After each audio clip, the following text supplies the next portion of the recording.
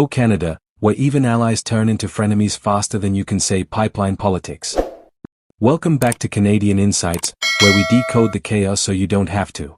Today's episode is brought to you by the political equivalent of a messy group chat where everyone's screenshotting each other's messages. Danielle Smith and Pierre Poilievre are supposedly on the same team, but you wouldn't know it from the shade being thrown. Smith's out here gushing over her pipeline deal with Prime Minister Mark Carney like she just landed the collaboration of the century, while Poilievre's treating it like it's contaminated with something worse than crude oil. Grab your popcorn, folks, because nothing says we're totally still friends like publicly trashing your supposed ally's signature achievement. So here's the tea. Premier Danielle Smith just signed what she believes is the deal of a lifetime with Prime Minister Mark Carney. We're talking pipelines, baby. The lifeblood of Alberta's economy, the thing that keeps the lights on and the trucks rolling. Smith is practically doing cartwheels about this agreement, insisting it's going to be absolutely spectacular for Alberta and the rest of Canada. She's out there selling this thing harder than a door-to-door salesman who just discovered caffeine, armed with optimism that could power a small city. According to Smith, this deal is proof that Canadian federalism actually works, that provinces and the federal government can come together and make beautiful music. Or in this case, beautiful pipeline infrastructure. The Carney Liberals are absolutely loving Smith's enthusiasm. They're pointing to her thumbs up like it's some kind of political holy grail. Look, even the Alberta Premier loves what we're doing. It's like getting the stamp of approval from the one friend who's impossible to impress. The optics are golden for Ottawa. Here's a Conservative Premier from the oil heartland of Canada, practically bear-hugging a deal negotiated with a Liberal Prime Minister.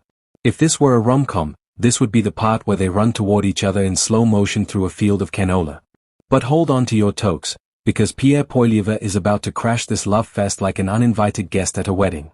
The federal Conservative leader is looking at this pipeline pact and seeing something completely different. Where Smith sees opportunity and cooperation, Poilievre sees a political con job wrapped in a press release. And he's not keeping quiet about it. Day after day, Poilievre and his Conservative caucus are hammering away at this deal like it personally insulted their mothers. They're calling it a publicity stunt, a heaping pile of political nonsense, a major league scam perpetrated by what they see as major league scammers. Now here's where it gets really spicy. Remember, over 60% of Albertans voted Conservative in the last federal election. These are Poilievre's people. His base. His home turf. And Smith, despite being a provincial Conservative, is now stuck in the incredibly awkward position of defending a deal with the Liberal government that Poilievre wants to replace. It's like watching someone try to maintain two different friend groups that absolutely hate each other. Eventually, someone's getting uninvited from the barbecue. Smith's response to all this criticism? Chef's kiss. She's basically saying, look, Pierre's just showing us what he would do differently if he were Prime Minister. It's the political equivalent of bless your heart in Southern speak. Translation, he's got opinions, and that's totally fine, but I'm still doing my thing. She's insisting they're still pals, still on the same team, still united in their broader Conservative vision. Nothing to see here, folks. Just a tiny disagreement between friends about a massive infrastructure deal that could define Alberta's economic future for decades. Totally normal stuff. But let's be real for a second. This isn't just about a pipeline. This is about the future direction of Conservative politics in Canada. Smith is betting that pragmatism wins, that working with whoever's in power to get results for Alberta is the right move. She's playing the long game, thinking about oil flowing and revenue coming in. Poilievre, on the other hand, is playing a different game entirely. He's positioning himself as the guy who would never compromise with the Liberals, who would fight tooth and nail for a better deal, who wouldn't settle for what he sees as political theatre masquerading as progress. The irony is absolutely delicious. Smith needs this deal to work. She needs those pipelines, that infrastructure, those economic benefits she's promising Albertans. But every time Poilievre dunks on the agreement, it makes her look either naive for trusting Carney or weak for accepting what Poilievre claims is a bad deal. Meanwhile, Poilievre needs to criticize the deal to maintain his anti-liberal credentials and show he'd be tougher in negotiations. But every time he does, he's essentially telling Albertans that their premier got played.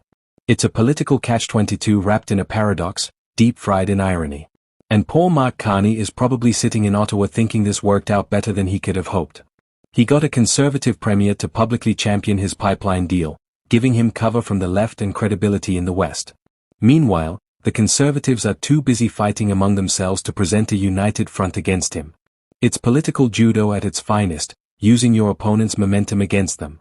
So where does this leave us? Well, Smith is doubling down, traveling around Alberta trying to convince the skeptics that this deal is the real thing. She's facing tough crowds, people who trust Poilievre more than Carney, people who wonder if their premier just got sweet-talked into a bad agreement by smooth-talking Liberals. But Smith's nothing if not persistent. She believes in this deal, and she's going to make sure everyone knows it, even if it means awkwardly insisting she and Poilievre are totally still besties while he's out there treating her signature achievement like political garbage. The next few months are going to be fascinating to watch. Will the pipeline deal deliver what Smith promises? Will Poilievre's criticism age like fine wine or spoiled milk? Will these two conservatives figure out how to be on the same page, or will this rift grow into a canyon? Only time will tell. That's all for today's deep dive into Canadian political drama. If you made it this far, you're officially more informed about federal-provincial conservative tensions than 90% of Canadians, so congratulations. Hit that subscribe button and ring the notification bell because we're posting multiple times daily with all the Canadian political chaos you can handle. Drop a comment below telling me whose side you're on in this pipeline showdown.